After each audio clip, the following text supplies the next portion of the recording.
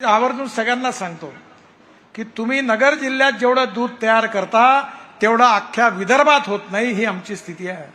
कसा विकास होईल शेतकऱ्याचा? 50 लाख लिटर दूध तुमच्याकडे आहे आणि आता आम्ही 3 वर्षात विदर्भात 50 लाख लिटर दूध असं करू तयार, असं तर भाषणात म्हटलं तर लोक टाळ्या वाजवतात. आणि तुम्ही एका जिल्ह्यात 50 लाख, कोल्हापूर जिल्ह्यात किती, सांगली जिल्ह्यात किती?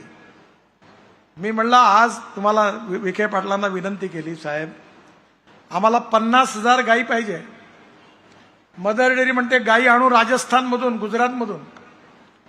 आणि मला खरोखर आनंद आहे की 1952 साली गीर जातीची गाय ही ब्राझीलला गेली आणि तिथे ती 60 लिटर दूध देते.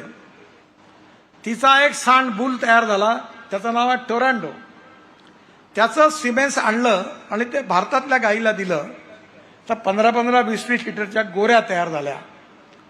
आणि आता एवढा प्रयोग झालेला आहे की बेटी बचाव अभियान आहे तसं आता आपल्या इकडे गायींकरता करायची गरज नाही, कारण 100% गोरीच होईल, ही टेक्नॉलॉजी आली.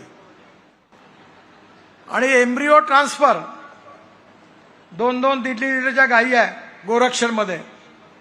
मी सगळ्या गोरक्षणवाल्यांची कॉन्फरन्स घेतली, त्यांना याची माहिती दिली आणि त्यांना म्हटलं तुम्ही आता 2 लिटरच्या गाईला एम्ब्रिओ ट्रान्सफर करून हे जे सिमेंट्स वापरलं गीरचं, तर 3 वेतामध्ये ती आपली जर्सी आणि जी आहे आता हुस्टन ती पण वापस कन्वर्ट होऊन जाईल. धर्मबापचे आंदोलन करायची गरज नाही, पुन्हा ती भारतीय होईल आणि दूध 25 लिटर 30 लिटर देईल. काल माझ्याकडे उत्तराखंडचे